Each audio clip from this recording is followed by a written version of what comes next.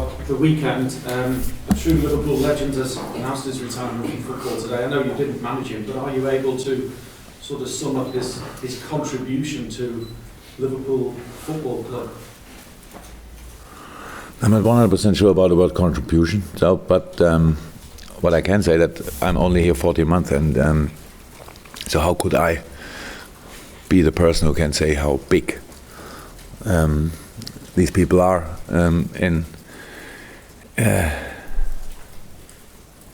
or how it is in Liverpool to live together with legends or whatever. I met a few, of course, and I met Stevie already, and he's a great person, and he's far away from wanting to be a legend or be handled like a legend. He's a completely normal guy, and it's nice having him around, and so good to hear that he is back in town, and yeah, all the rest we will see. Did you have memories as an outsider looking in then on his career? Not too much, of course, but I saw a few games, yeah, of course. And meanwhile, I saw, I think, on LFC TV, you can see all 111 or how many goals? How many did he? Yeah. 100 plus 100? 186. Oh, so maybe I stopped at 111. Yeah. Nice one there. So yeah, of course, I watched a lot of football in my life, and so I saw Steven Gerrard playing. Yeah, clear. All good.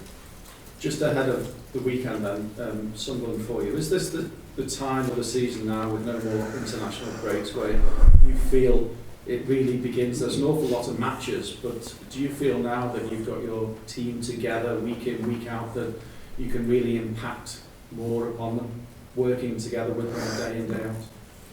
No, I really didn't have the feeling in the younger past that we suffered under the situation with international breaks or something. It's not perfect, but it's for all teams the same, so that's not a big problem. You have to be always to be ready for the next game. So, and when you don't have the problem with the international break, then you have other problems in a week. That's how it is. We had a few players they couldn't train properly all sessions in this week because of the last game or problems they had before and things like this. So you always have some problems, but it's not that I think about this moment now that it's now should be different to the first few weeks, because we have no time to waste in the first few weeks of the season, and so now it will getting more and more intense, of course. Yeah, because of the number of games in December, the end of December and January, all that stuff. So, but that's the situation, and actually, I don't think too much about it.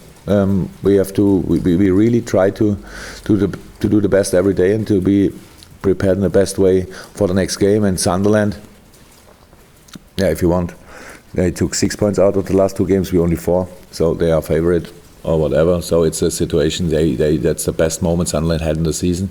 But I mean, you watch their games, and we watched a lot of their games in the last week, and you can see even when they lost the games in the beginning of the season, it was never a clear result.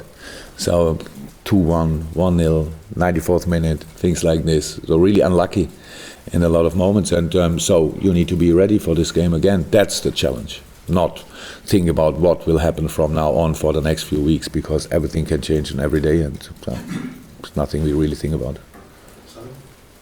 Just before, but apologies for revisiting it. People will now undoubtedly talk of Steven Gerrard coming home, as it were. So I'm just wondering at what stage, if any, maybe any conversations are at. I'm not sure that you are surprised when I say this is not the room where I want to speak about this. It's not because of you personally. No, it's only when something is to announce, we will announce, and that we talk.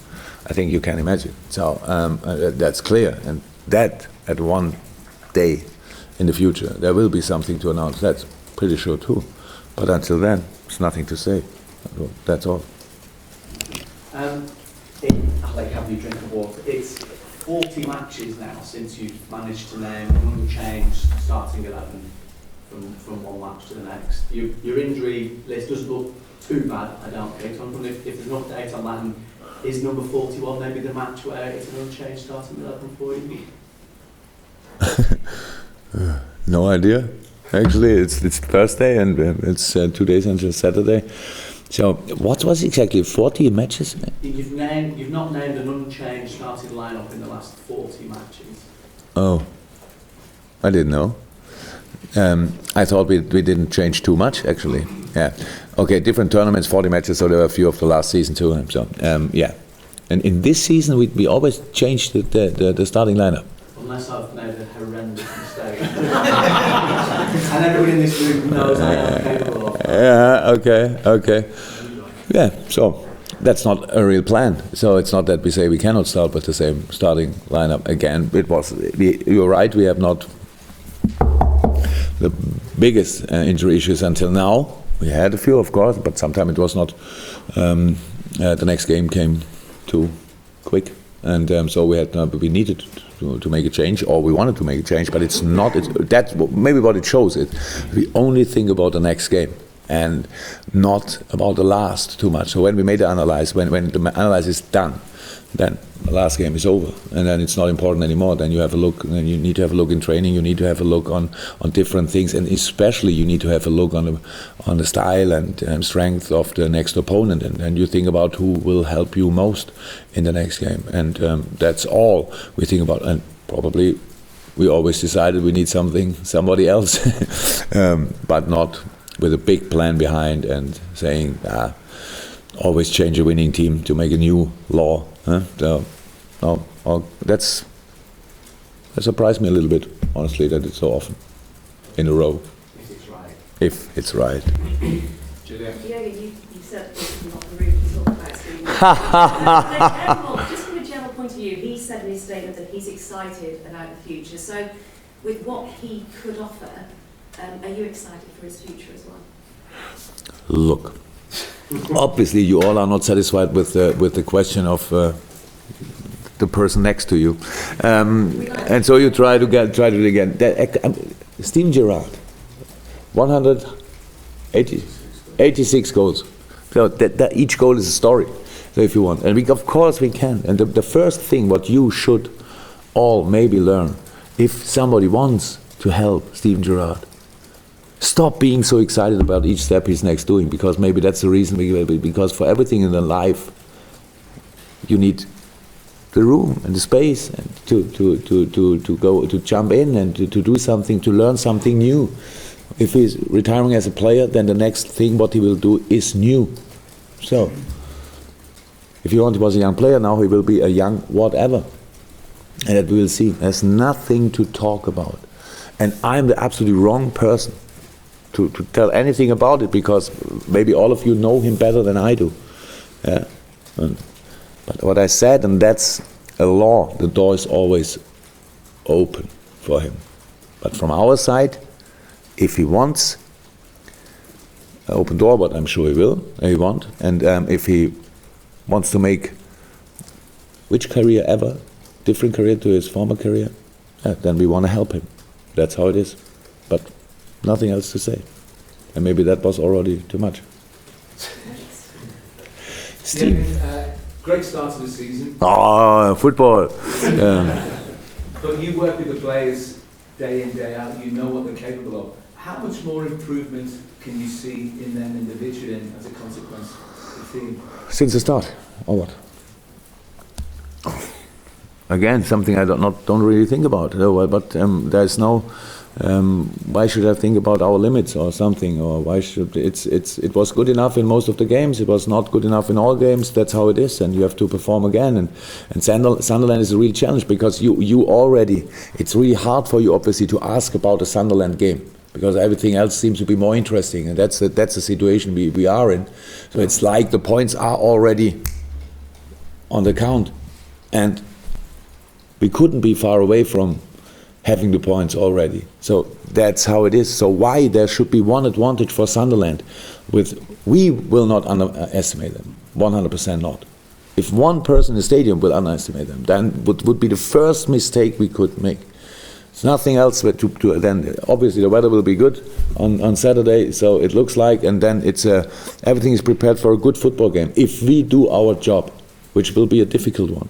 And why should I think about improvement from the beginning until now, when I have that until now it was good? Yeah, it was good.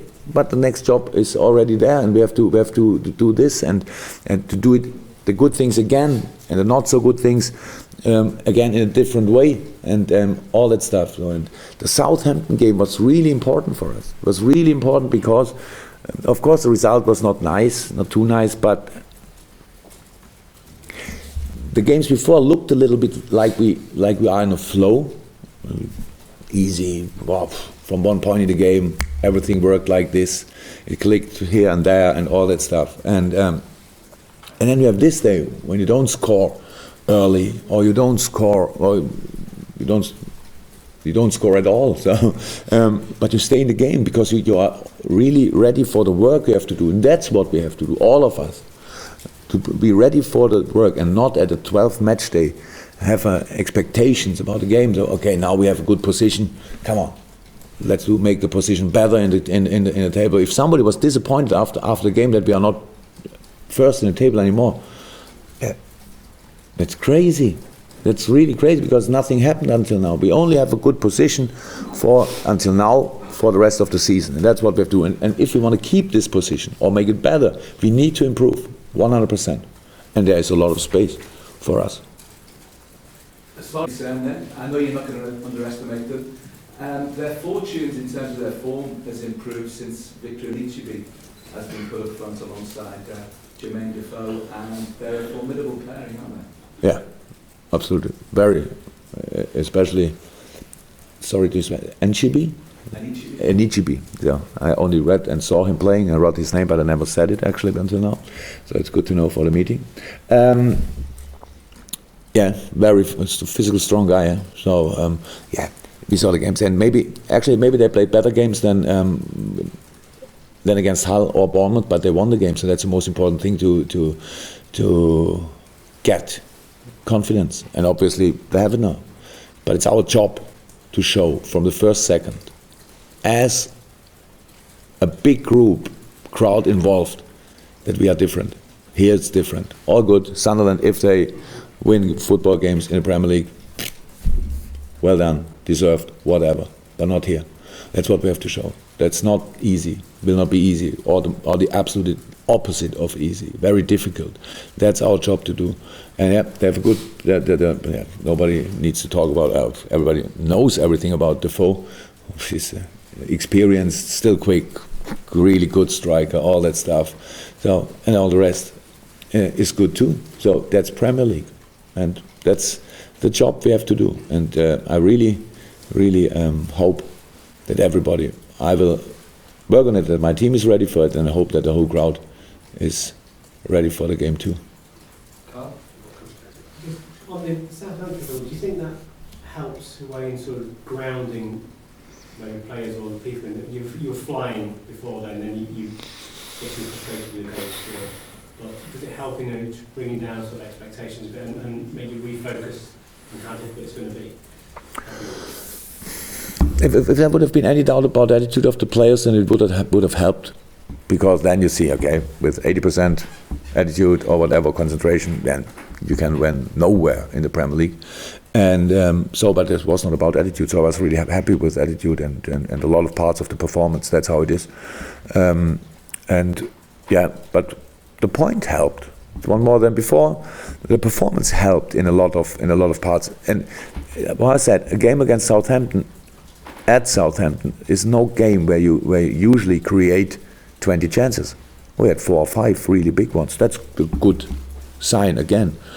But even that is not that important anymore, because the Sunderland game, of course, will be completely different. We have all that. We have everything what we need to be prepared. And that is one that they really are one of the better teams in kind of making sprints, high intensity runs. So. But have not the highest amount of possession. So that shows it's a counter-attacking team. So, but even then, it will be that, and it's not. But the funny thing is that I think already the discussion maybe started again after the draw with a parking bus team or something. But Southampton is not a parking bus team. Southampton was a team which we forced to defend deeper. And that can happen against each team. And we had solutions against Southampton, and we have the opportunity to find solutions against Sunderland. So, but they don't only make counterattacks. They have a lot of other strengths too. There's set pieces and all that stuff. And so, be there with all you have, and try to play your best football. I'm really excited about having the opportunity again. Having the opportunity again to show that we are still there and still in good shape, and using the opportunity, fight for the result and all that stuff. And if we do this, it can be good.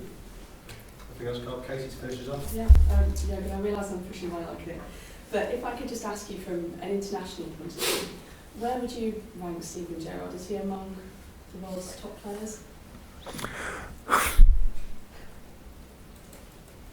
I'm absolutely the wrong person. It's the wrong person to answer about this. So the top players, how many do you have top players?